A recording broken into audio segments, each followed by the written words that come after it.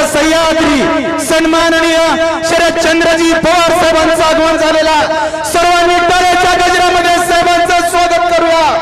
आदरणीय साहेब तुम आगे बढ़ो, आदरणीय साहेब तुम आगे बढ़ो।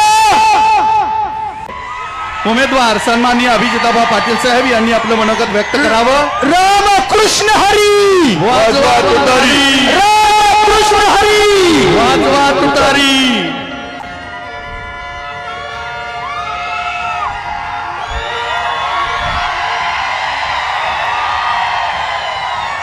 सर्वांनी हात उंचावून आम्हाला साथ द्या। सर्वांनी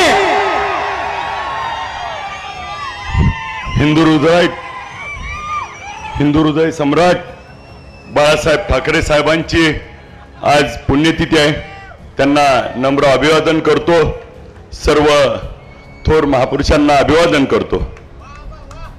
या देशाचे शेतकऱ्याचे जाणते राजे, आमच्या सर्वांचे मार्गदर्शक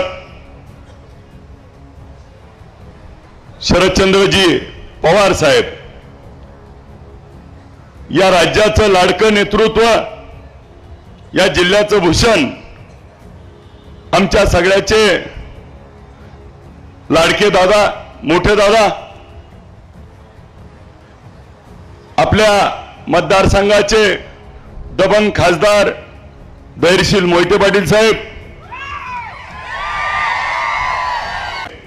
सर्व विचार मंचावरील वडीलधारी ज्येष्ठ तरुण सहकारी मार्गदर्शक, समोर बसलेली माझी मायबाप जनता आणि पत्रकार बंधू, या देशामध्ये पुन्हा एकदा महाविकास आघाडीचं सरकार आणण्यासाठी देशाचे नेते शरदचंद्र पवार साहेब, या राज्याचे माजी उपमुख्यमंत्री उद्धवजी बाळासाहेब ठाकरे साहेब आणि या देशाचे नेते राहुलजी गांधी साहेब,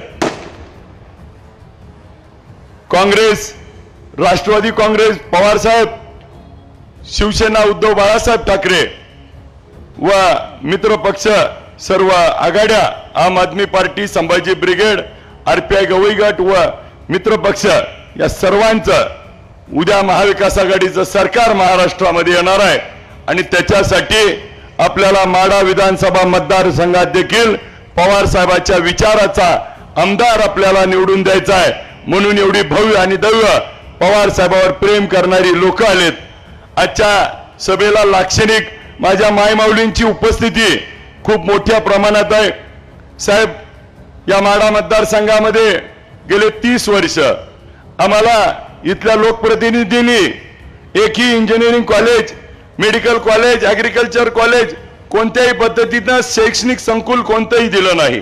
ह्यांची मुलं मात्र अकलूजच्या ग्रीन फिंगर मध्ये उमेदवारी शिकला, ह्यांची मुलं मात्र फॉरेनला चालली आणि इथली मात्र बोळे बाबडी गोरगरिबाची पोरांना शिकायसाठी एकही त्या ठिकाणी संकुल उभा केलं नाही।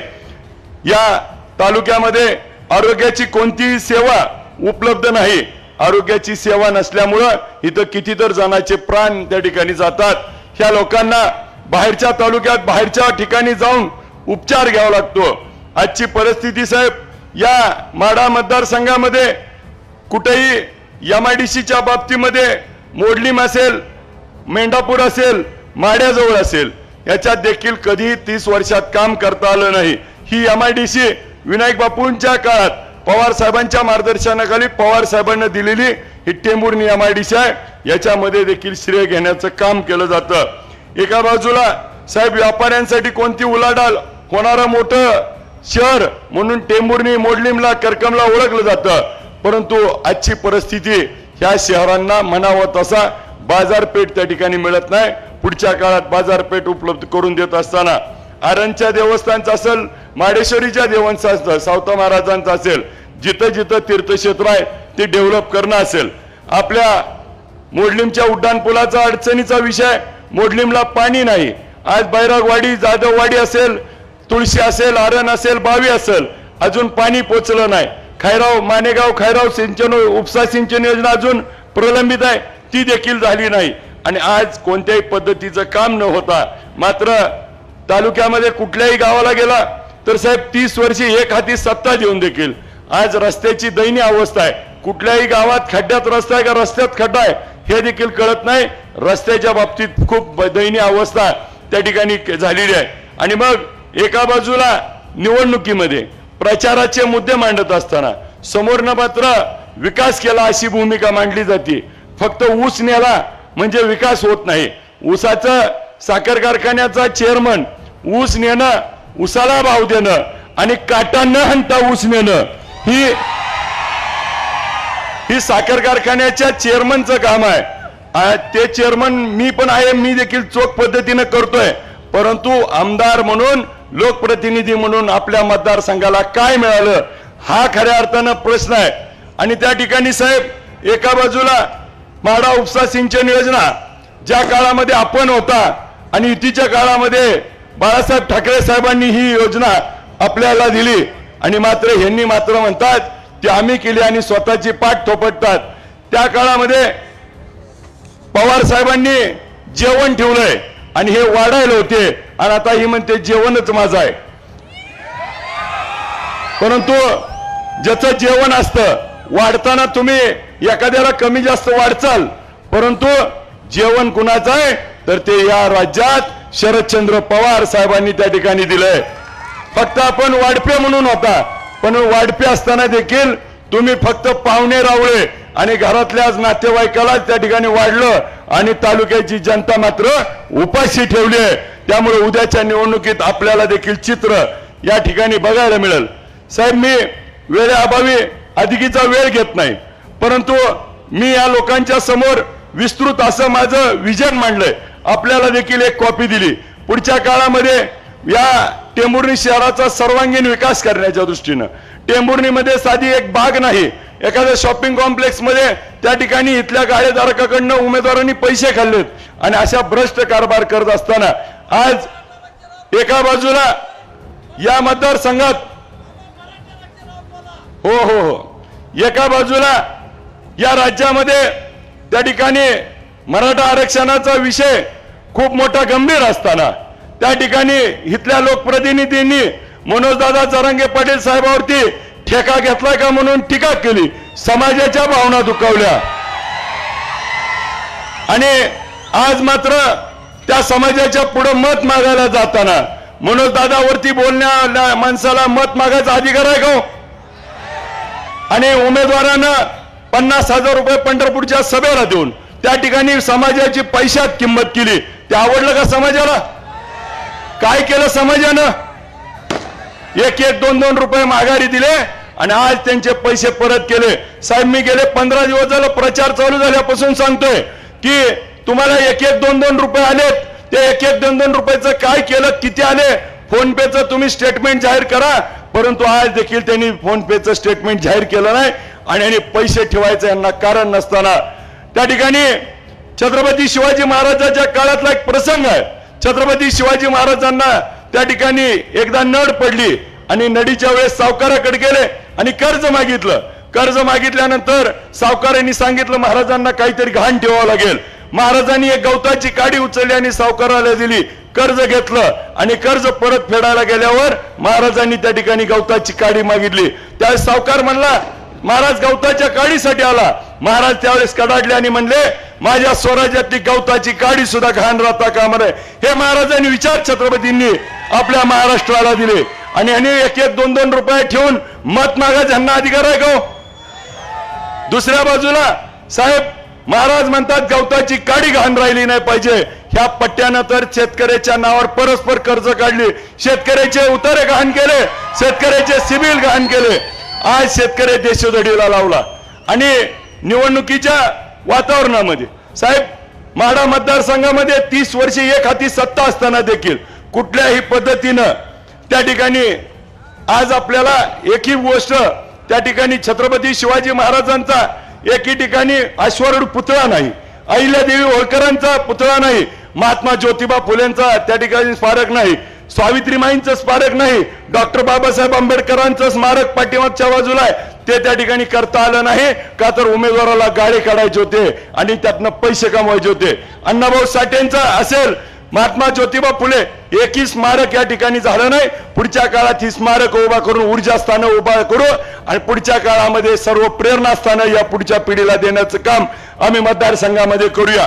साहेब, एका बाजूला हे सगळं सुरू असताना दुसऱ्या बाजूला मात्र काय केलं जातंय की उमेदवारच त्या ठिकाणी गायब होतोय आणि निवडणूक अभिजित विरुद्ध बबनदादांची लावायचा प्रयत्न केला जातोय. परंतु आम्ही देखील सगळ्यांनी त्या निवडणुकीत साहेब अर्ज भरायला दादा आमच्या समोर आले.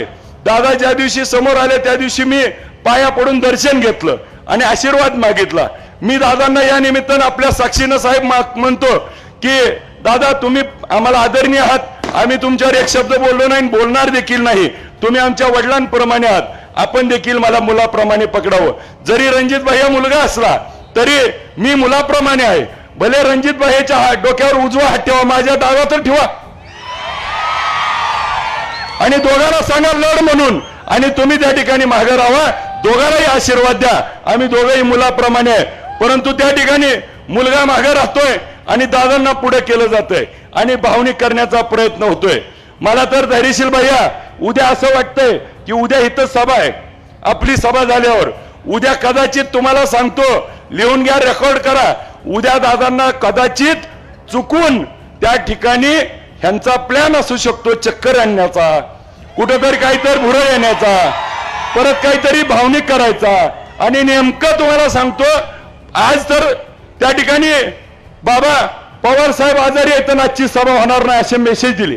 इतक्या वाईट वृत्तीनं शिवबाबा आज त्या ठिकाणी समोरची लोक वाटतात. आज साहेब 5-5 सभा 6-6 सभा घेत आहेत आणि महाराष्ट्र पिंजून काढतायत आणि दुसऱ्या बाजूला मात्र अशा पद्धतीचं राजकारण होतंय. उद्या नक्की तुम्हाला सांगतो वेगळा डाव साधणार आहे ती. त्यामुळे आधीच डाव ओळखून ठेवा नेमकं काय होणार आहे. साहेब, मला या निमित्तानं एवढंच तुलना करून दाखवायची आहे की रणजित भाईया विरुद्ध माझी उमेदवारी आहे. आपण दिलेली उमेदवारी समोरासमोर बोललं पाहिजे. समोरची बाबतीत त्या ठिकाणी मला विठ्ठल कारखान्याच्या सभासदांनी निवडून दिलं. मला सहकारी साखर कारखाना बंद पडला होता, तो चालू करण्याची संधी दिली. मी बंद पडलेला कारखाना चालू केला. 7 लाखाचं 11 लाख गाळप केलं आणि गेल्या भाव होता 2100-2200, त्याचा 2500, 2825, 3000, आता तर 3500 रुपयेपर्यंत भाव नेला. एका बाजूला साहेब त्यांना देखील दादांच्या कृपेनं जिल्हा दूध संघाचं चेअरमन केलं. जिल्हा दूध संघाचं चेअरमन झाल्यावर 38,000 लिटर रोजचं दुधाचं कलेक्शन होतं. त्यांनी तो जिल्हा दूध संघ बंद पाडला. दुधाचे भाव 35-36 रुपये होते, 25-26 रुपये केले. जिल्हा दूध संघाच्या जागा ऐकल्या आणि त्याच्यात कमिशन खाल्लं. दोघालाही सहकारी संस्थेची जबाबदारी आली. त्यांनी मात्र फेल झाले. मी मात्र शेतकऱ्याच्या जीवनात आनंद आणण्याचा काम केला. दुसऱ्या बाजूला साहेब कोरोनाचा काळ होता. कोरोनाच्या काळामध्ये पंढरपूरला लाट आल्यावर मल्टीप्लेक्स मोकळं केलं आणि त्याच्यामध्ये 100 बेडचं हॉस्पिटल चालू केलं. लोकांची सेवा केली. मला घरी गेल्यावर लहान मुलं आहेत, आईंचं वय जास्त आहे, घरी गेल्यावर घरच्यांना होईल म्हणून मी लांबून जेवण करून बाहेर त्या ठिकाणी रुग्णांची सेवा केली. त्या काळामध्ये मला सांगा टेंभूर निवासियांनो, एकदा तर रणजित भाई यांनी तुम्हाला कोरोनाचा बेड दिला, हॉस्पिटल चालू केलं का?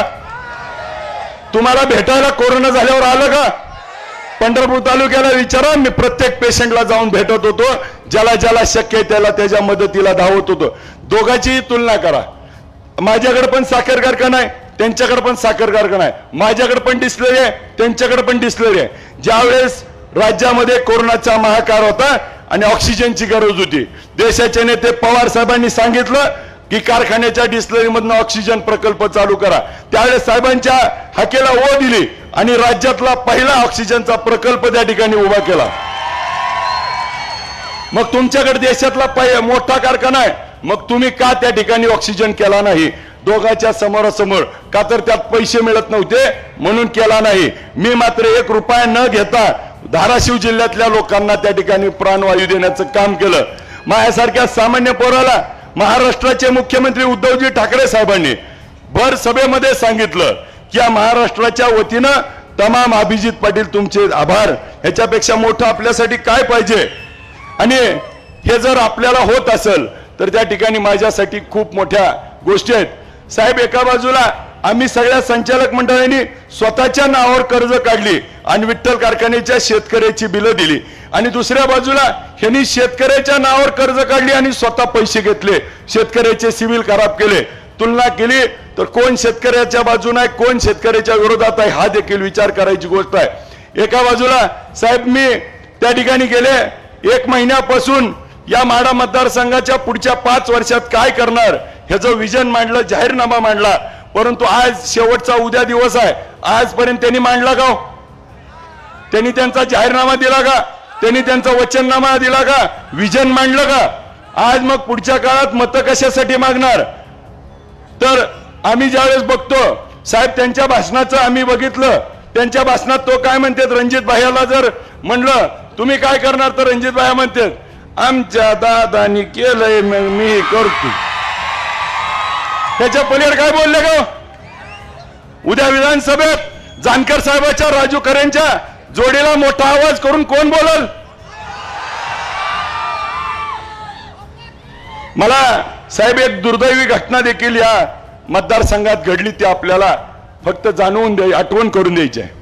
ज्यावेळेस साहेब तिकिटाच्या वेळी आम्ही 10 दिवस आपल्या भेटीला मुंबईमध्ये येत होतो, त्यावेळी मात्र मला तिकीट मिळणार मी मतदारसंघातल्या सगळ्याला सांगायचो, कारण 1.5 वर्षापूर्वी त्या ठिकाणी माझं विठ्ठल कारखान्यावरती पवार साहेबांनी पहिली उमेदवारी जाहीर केली होती. आणि मग मधल्या काळात जरी काही प्रसंग घडले तर ते प्रत्येक प्रसंग साहेबांशी बोलून, साहेबांशी विश्वासात घेऊन, ज्या पद्धतीनं छत्रपतींचा मावळा या महाराष्ट्रात काम करत होता तसा पवार साहेबाचा पट्ट्या म्हणून मी देखील गनिमी गावा करून आलो. परंतु साहेब उमेदवारीच्या बाबतीत ज्यावेळेस निर्णय झाला त्यावेळेस माढ्यामध्ये एक सभा झाली. माढ्याच्या सभेमध्ये त्या ठिकाणी त्यांनी बोलले की आम्ही कुणाच्या मेहरबानीवर नाही. साहेब आपल्यावरती हे बोलणं म्हणजे खूप दुर्दैव वाटलं की ज्यांना 30 वर्ष आपण सांभाळलं, ज्यांना एवढं दिलं आणि ती लोक जर आपल्याला म्हणत असतील की आम्ही साहेबांच्या, मग बिगर साहेबांच्या तुम्ही काय झाला हो? आणि मग एका बाजूला त्या ठिकाणी त्यांनी चॅलेंज केलं की आमची काय पांढरी अशीच झाली नाही ती, आणि नाही दिलं तिकीट तर काय आम्ही अपक्ष निवडून दाखवतो. साहेबाला बोला एवढी तुम्ही मोठी झाले का? साहेबांना बोला एवढं तुम्ही कोणी महाराष्ट्रात मोठं नाही, आणि ज्यांनी साहेबांना बोललंय त्यांची घरं बसली ती. त्यामुळं